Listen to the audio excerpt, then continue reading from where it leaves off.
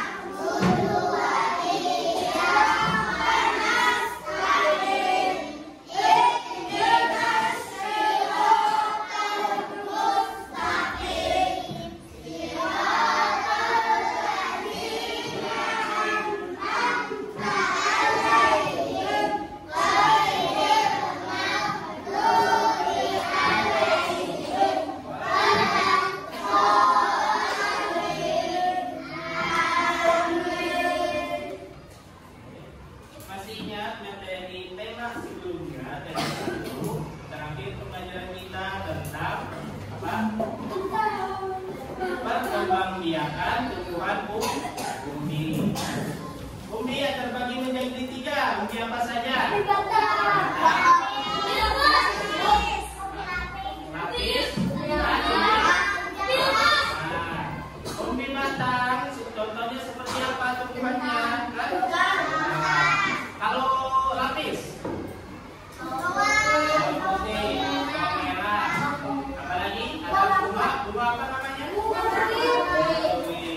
Kalau umbi akar, contohnya apa? Apalagi selain singkong, wortel. Ada lagi materi sebelumnya, yaitu tentang daun hidup, makhluk hidup seperti kupu-kupu. Dimulai dari apanya? Telur, dimulai dari telur, menjadi bulat, kepompong, dan kalau manusia dari mulut apa?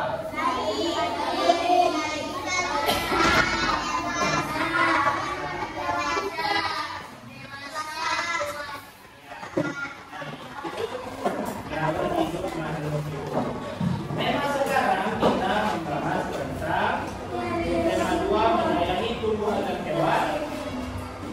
Tema 1, perubahan tumbuhan di sekitar kita, dengan materinya tentang dongeng.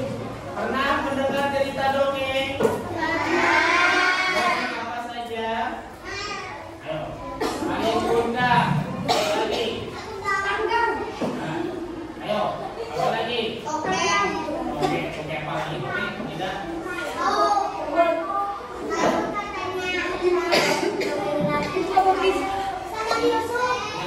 Boleh dongeng.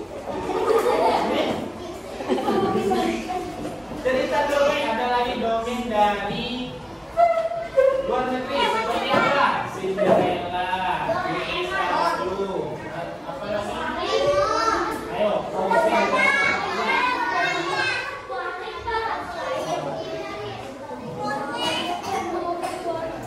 kita masuk materi tema 2. Menyayangi tumbuhan dan hewan. Tema 1 tumbuhan. Materinya adalah cerita dongeng. Sebelum masuk ke pelajaran, Bapak mau menyampaikan tujuan pembelajarannya dulu. Perhatikan. Setelah mengidentifikasi informasi isi dongeng, siswa dapat memahami tanda baca yang terdapat pada sebuah cerita dongeng kedua, siswa dapat membacakan dongeng dengan lafal, intonasi, dan ekspresi dengan baik. Nah, ada yang tahu cerita dongeng apa pengertiannya? Katalah Bruno. Cerita dongeng adalah cerita fiksi yang biasanya mengandung unsur-unsur fantasi dan keajaiban. Dongeng seringkali digunakan untuk menyampaikan pesan moral atau nilai-nilai budaya kepada pembacanya atau pendengar. Cerita ini biasanya ditujukan untuk kepada siapa? Anak-anak, namun ada juga orang dewasa. Nah, ciri-ciri cerita dongeng ada unsur fantasi, karakter, plot, dan pesan. Unsur fantasinya mengandung elemen-elemen yang tidak ada di dunia nyata seperti apa? Makhluk mitos, sihir, dan keajaiban. Makhluk mitos ada nggak di dunia nyata? Ada kan? Seperti apa contohnya? Makhluk mitos yang pernah diketahui? Apa? Seperti naga. Belum naga lagi. Kalau sihir, nah sihir nggak ada kan?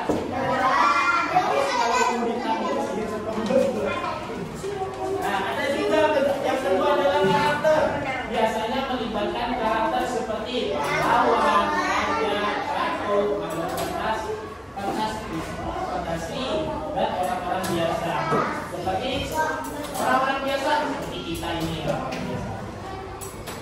Ada juga cerita seringkali memiliki struktur naratif yang jelas yang masuk pengantar, konflik, klimaks, dan penyelesaian. Pesan moral yang terakhir adalah dongeng. Dalam pesan moral, dongeng sering mengandung pelajaran hidup atau pesan moral. Contohnya dalam cerita apa ini? Dalam cerita Kancil, pesan moralnya apa? Harus menjadi orang yang jangan mau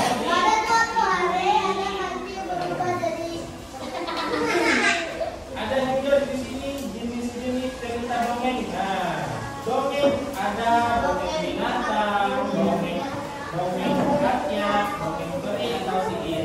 Dongeng binatang mengisahkan tentang perilaku binatang yang berbicara dan tidak bertindak seperti manusia, seringkali dengan pesan moral. Contohnya dongeng apa? Kancil. Dongeng kancil apa lagi? Buaya pernah apa sih namanya? Betapa buaya?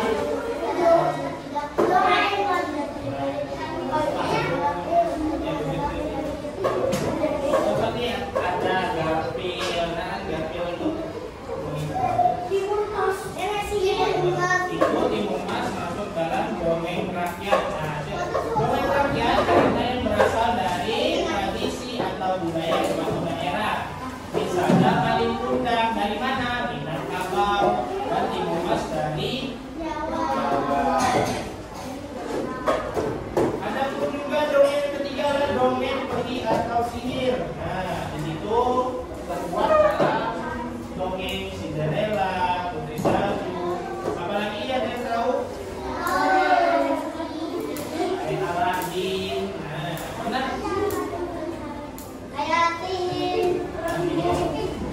Contoh cerita dongeng ada Cinderella. Cinderella menceritakan tentang seorang gadis baik hati yang diperlakukan buruk oleh ibu tirinya dan saudara, tetapi akhirnya mendapat kebahagiaan melalui bantuan siapa? Dia menikah dengan siapa?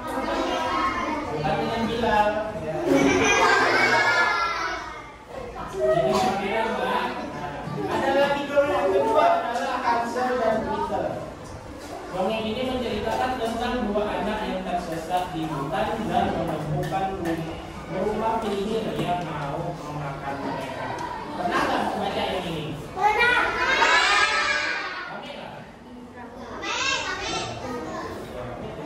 Tetapi mereka akhirnya berhasil melarikan diri.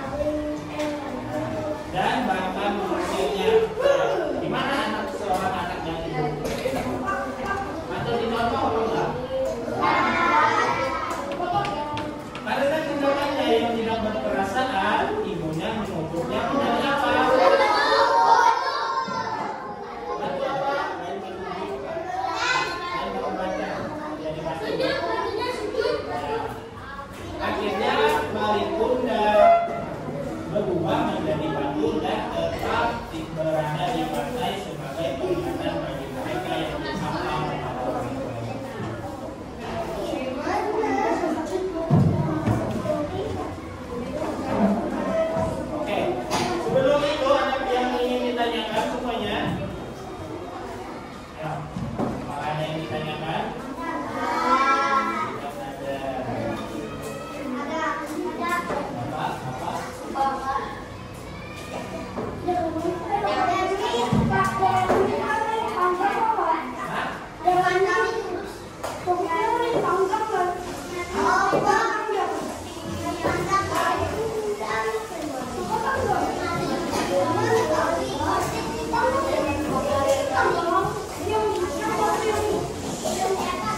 Nah, sebelum itu struktur cerita dongeng ada 4 struktur, yaitu pengantar, konflik, klimak, dan penyelesaian.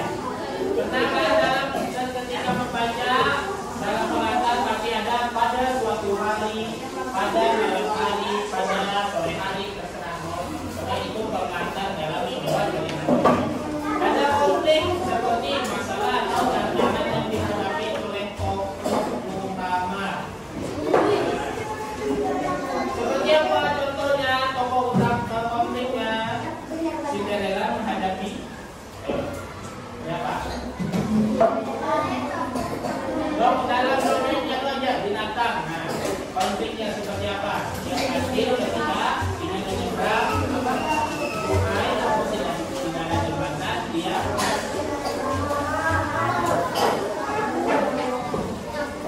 ada yang ketiga klimaks, puncak dari konflik atau peristiwa paling menegangkan dalam cerita. Keempat adalah penyelesaian, bagaimana masalah diselesaikan dan akhir cerita seringkali diakhiri dan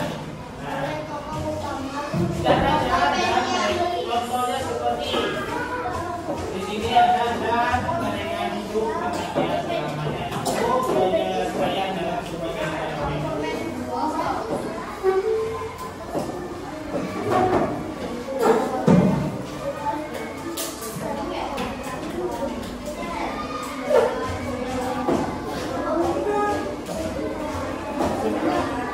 Lanjut lagi tentang pesan moral. Nah, pesan moral dalam cerita dongeng. Nah, seperti Cinderella ada kerja keras. Cinderella kerja keras dan kebaikan hatinya akhirnya mendapat balasan yang baik.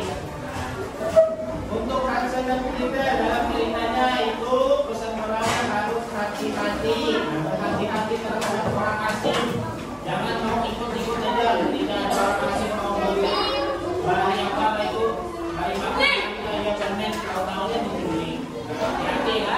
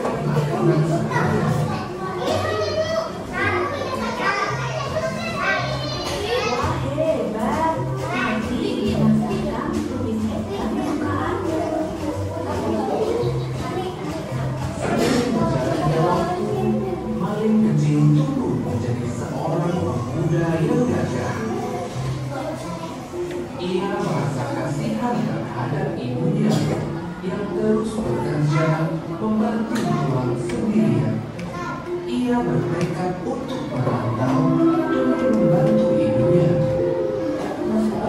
Apakah kamu yakin dia merantau, Nak? Iya Bu, wajar saja aku berhasil supaya bisa membantu ibu. Bersama nakoda kapal yang baik, Malin pun mulai berlayar untuk merantau. Sang ibu pun akhirnya merelakan kepergian anak semata wayangnya itu. Hei Malin, ayo kita berangkat sekarang. Ibu, anak kuda telah memanggilku. Aku berangkat dulu, Ibu. Iya, Nak. Jaga diri baik-baik ya. Sampai jumpa lagi Ibu. Sampai jumpa, Malinku. Kapal yang mengangkut Malin pun mulai mendarat, meninggalkan ibu Malin yang kini tinggal sendiri. Sepertinya Malin pergi merantau dan merasa ibu seorang diri di gubuknya yang reang. Hampir setiap hari ia memandang laut, memikirkan nasib si Malin yang tak kunjung memberi kabar. Malin, bagaimana kabarmu, Nak? Ya Tuhan, lindungilah anakku. Semoga dia selalu sehat. Waktu pun berjalan.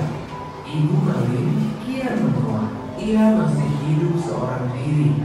Malin juga tidak pernah memberi kabar akan kepulangannya. Hingga suatu ketika sang ibu pulang dari pasar. Ikan yang segar ya, Pak? Tentu saja, Ibu. Ayo silakan dibeli.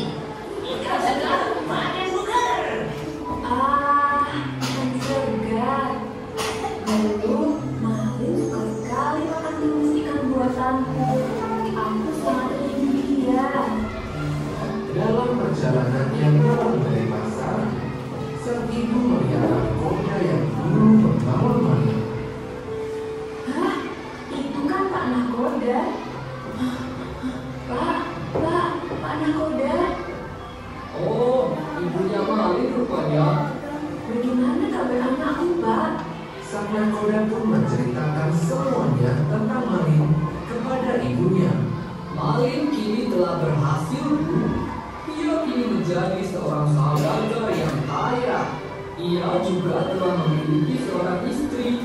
Aku dengar ia akan berlabuh ke sini esok hari. Oh, benarkah itu? Malin. Oh, Malin. Ibunya terlihat sangat bahagia mendengar berita dari nakoda tersebut. Malamnya, sang ibu segera ke dapur untuk memasak. Rasa lelah tidak ia hiraukan demi menyambut kedatangan Malin. Akan memasakkan tumis ikan kesukaan Malin. Keluarkan yang banyak untuk istrinya juga. Akhirnya, sang raja pun mengisi. Hari di mana Malin akan tiba di kampung halamannya. Sang ibu bergegas berlari menuju pantai. Malin. Untung masih sempat. Sesampainya di tepian pantai, beberapa orang telah berkumpul di kapal Malin. Kapal Malin terlihat besar dan megah. Ibunya terharu datang ke kapal tersebut. Ia sudah tidak sabar melihat anaknya yang telah lama pergi tersebut. Malin pun akhirnya menginjakkan kakinya lagi di tanah kelahirannya. Ia dan istrinya yang cantik terlihat turun dari kapalnya yang mewah. Tiba-tiba dari kejauhan sang ibu berteriak kencang. Malin, Malin anakku, kau sudah tumbuh dewasa rupanya. Hah? Sang istri Malin bertanya keheranan. Siapakah wanita berkamusur itu, suamiku?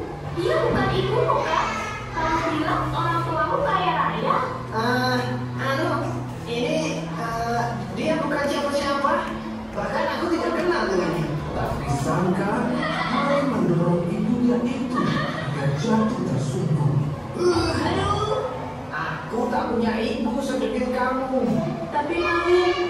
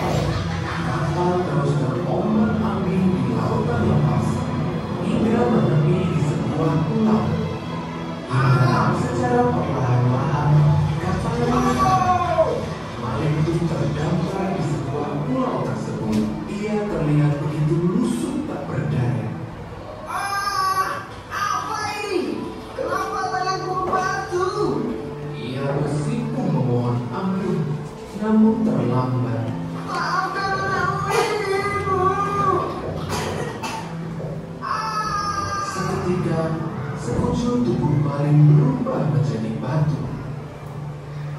Itu adalah hukuman yang harus diterimanya karena durhaka kepada ibu. Nasihat dari cerita ini adalah, ibu adalah wanita mulia yang telah melahirkan kita. Sayangi dan hormatilah ibu. Ya, dukung diri dengan Itu adalah dokumen dari siapkan bukunya.